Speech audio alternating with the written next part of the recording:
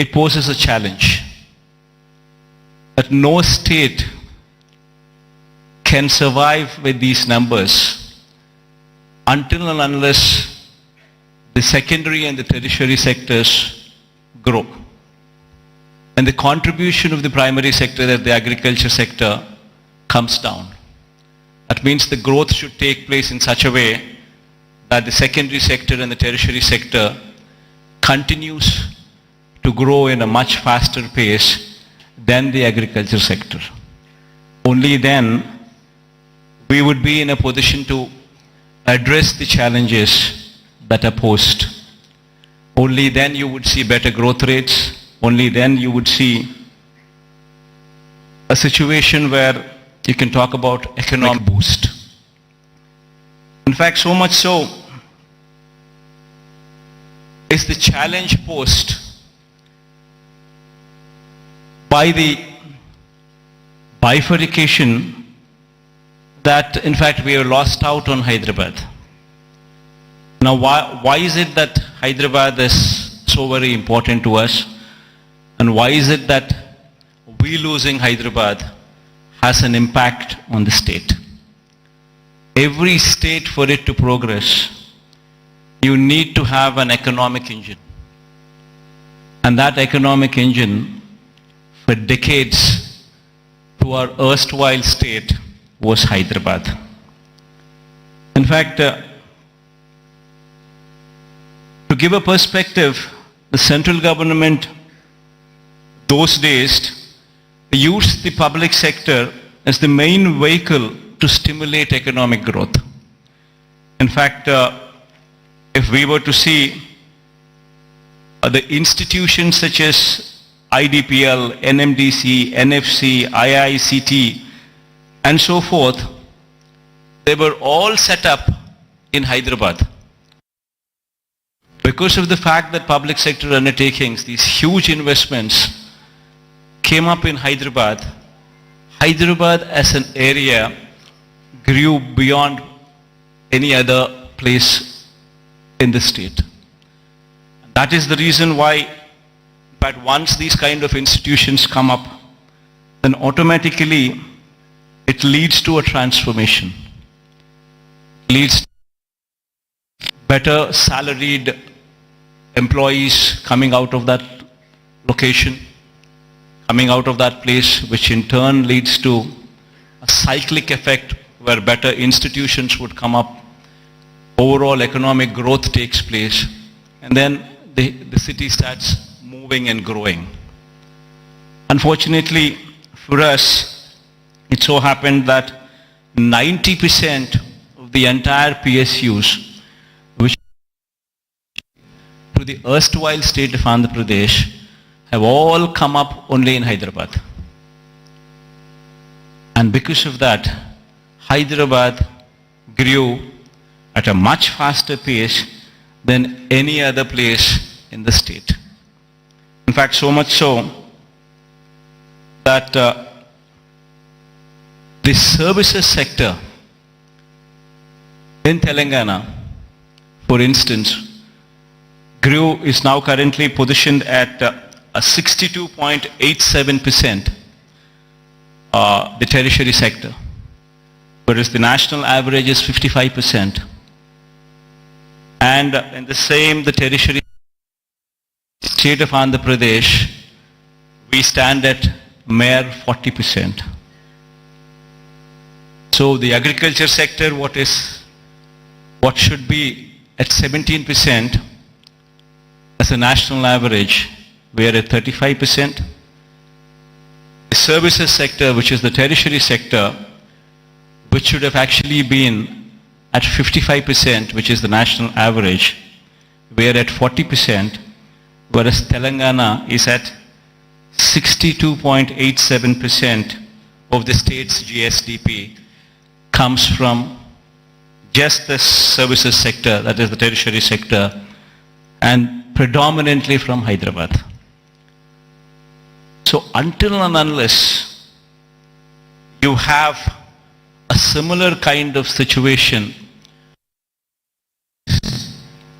the Andhra Pradesh's economy we will never see the rise of the services sector. It's only the manufacturing sector that is, we are on par with the national average, which is 25%, which is the secondary sector. But there is a huge thrust that should be put in the tertiary sector, which should grow leaps and bounds, which is the services sector. And our dependence on agriculture gradually should come down, per se not meaning to say that the growth should come down. The growth in agriculture sector is per se not much. You do not see the kind of numbers what you see in the services sector. So it's very important for any particular state to grow. It's very important that the secondary sector, that is the services sector, that is the tertiary sector, should grow leaps and bounds. In fact, owing to this reason, the per capita income of Andhra Pradesh, if one were to compare with Telangana, is only 2,19,518. When compared to the figures of those in Telangana, you would see 3,12,398 for the year 2022. This is the per capita income. Predominantly it is coming from Hyderabad. The reason why I am saying this is, we would have to have a balanced growth. We would have to harness the strengths that we have. We have a huge coastline of our second largest coastline, in fact, in the country. 974 kilometers of coastline. Now this is one potential that we need to harness to ensure that we have an economy which is port-led economy, which would support the manufacturing side. While we support the manufacturing side through port-led development, developing our 974 kilometer coastline with various nodes, industrial nodes coming up closer to the ports. While we do so, we also need to strengthen our services sector, developing Visakhapatnam, developing Vizag. It's got to be a mix of both. Only then we would see this kind of growth rate. In fact, to do so, we have, in fact, the state of Andhra Pradesh, before 2019, that is before our regime had come in, the state of Andhra Pradesh exports in 4 locations. Now in this 5 years of regime, we're actually in a very advanced stage of constructing 4 more ports. In fact, at a rapid pace,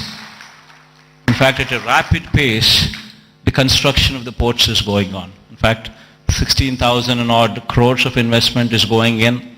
We've already incurred more than close to 4,000 crores of this investment.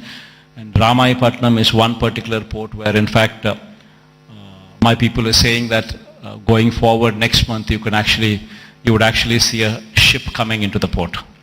So much so, in progress, one can also see if one were to visit these ports, be it Ramayapatnam port, which is going at a massive pace, be it the Machilipatnam port, which is also progressing at a very, very brisk pace. So is the progress in Kakinada also. It's a private port though, Kakinada being. And then the Mulapeta port coming up in Srikakulam is also moving at a very, very brisk pace. So 3 of them are coming up in government sector, 1 of them is coming up in the private sector. All 4 are moving in a very, very brisk pace. So what we're currently doing is developing what we had 6 ports earlier in 4 locations. We're developing. And then we're building 10 fishing harbors to support blue economy. We now currently have every 50 kilometers one travels through the coast. Every 50 kilometers you would either see a fishing harbor which is being constructed or a port which is in existence or one being constructed. So every 50 kilometers per se, you actually have a booster for the economy currently in the state available.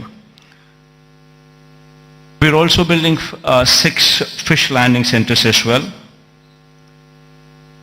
And then there is a lot of focus on greenfield electronics manufacturing cluster, development of nodes which is taking place. This greenfield electronics manufacturing cluster is coming up at Koparthi and YSR district, and industrial parks in Achutapuram, Orvakallu and Krishnapatnam. These are all several steps to ensure the development is more balanced across the state. In fact, as I've said, as I've been speaking,